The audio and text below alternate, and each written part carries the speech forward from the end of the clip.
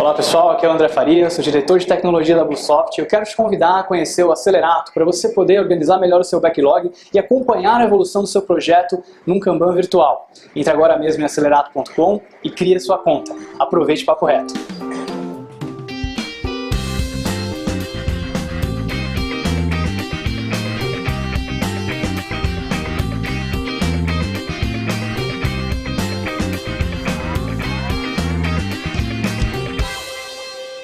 Boa noite, eu sou o Antônio, vou falar para vocês sobre Python, algumas dicas de como utilizar o Python no dia a dia.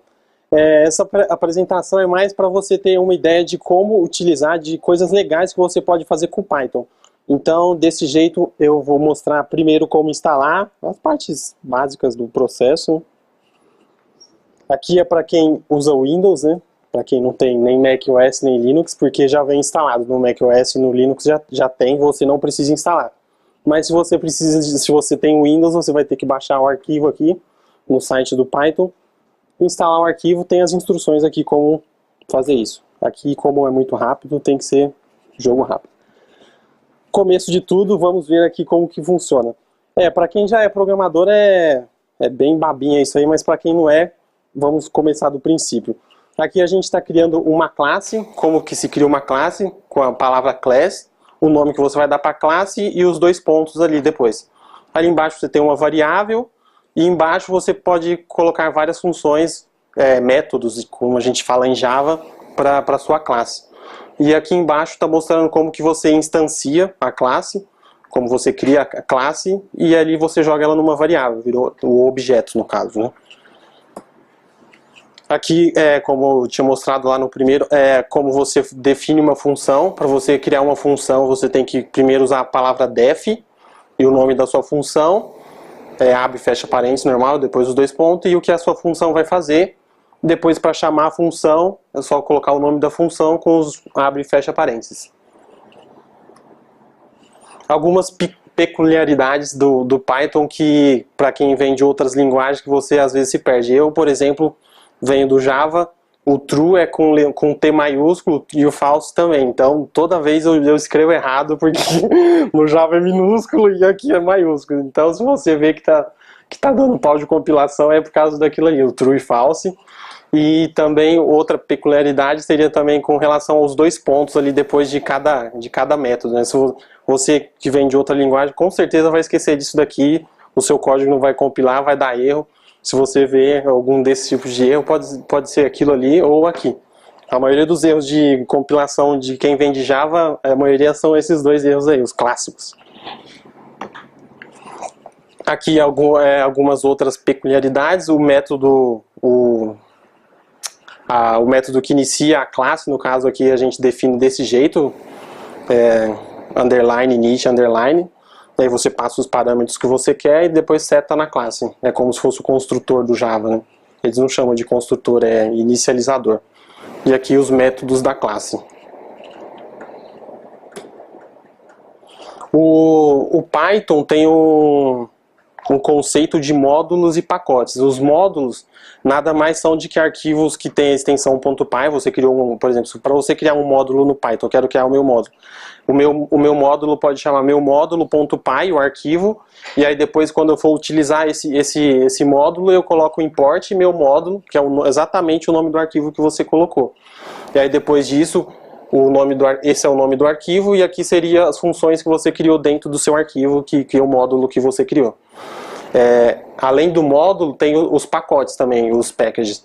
O package nada mais é do que uma pasta, um diretório, que tem vários arquivos .py lá dentro, e dentro desse diretório tem que ter um arquivo também que chama init.py, que para ele saber que aquele é um diretório onde tem vários arquivos do Python, que você vai poder utilizar todos aqueles arquivos Python dentro do seu código.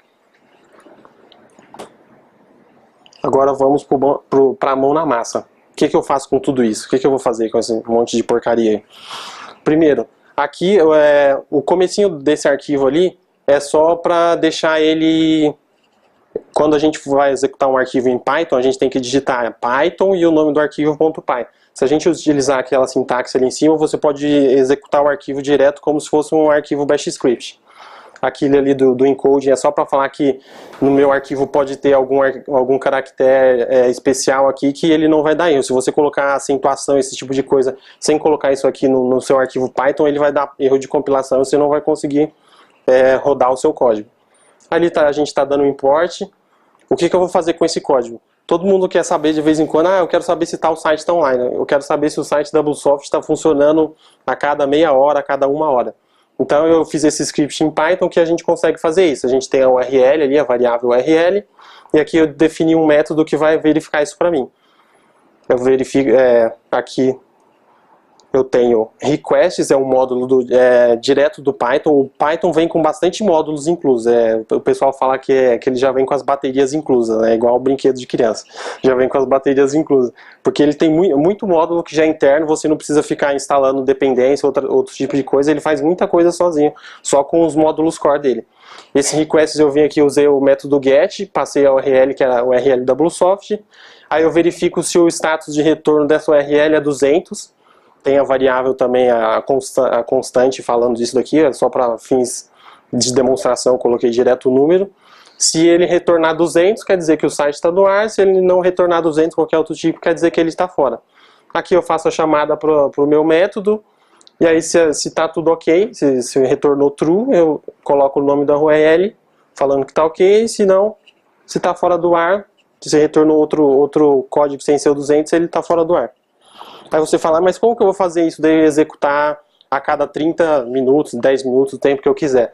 A gente pode colocar isso num cron tab, né, em sistemas Unix. Aí aqui, como a gente faz para executar diretamente sem aquele comando que a gente colocou dentro do arquivo, a gente executa Python, o nome do seu arquivo .py. Além de você colocar aquele código específico dentro do seu arquivo, você tem que dar uma permissão de execução para o seu arquivo, se você quiser executar ele como se fosse um bash script.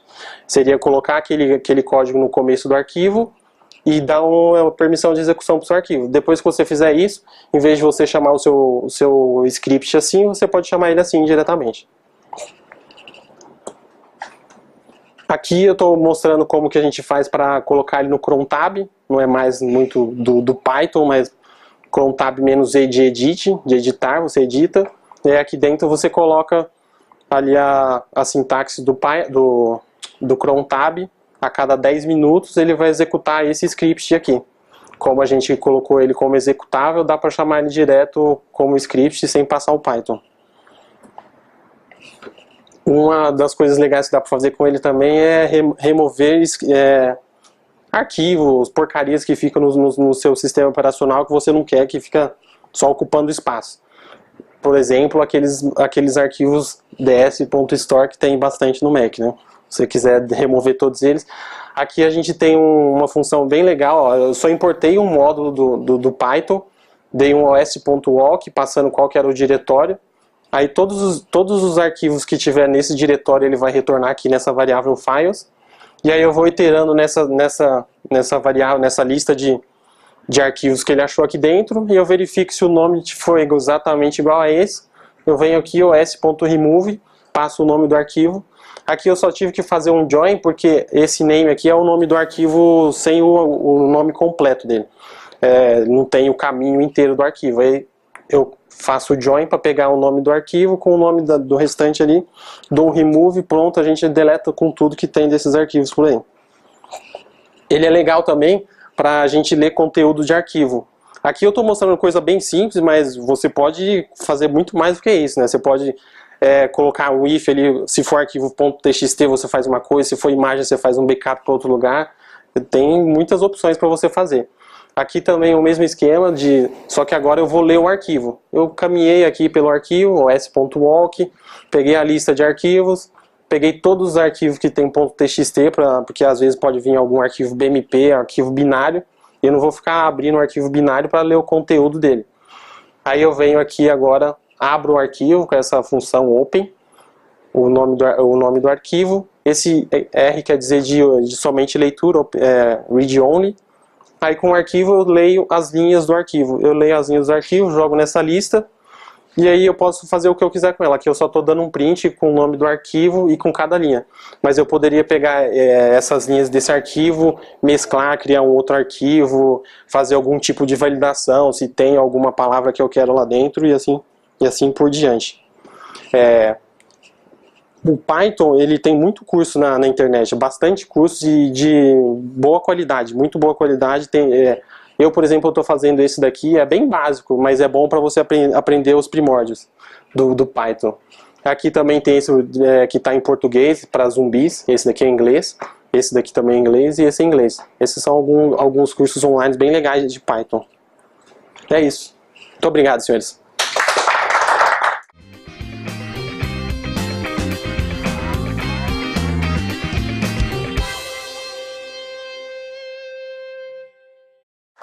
Fui rápido? Ah, alguém vai usar, né?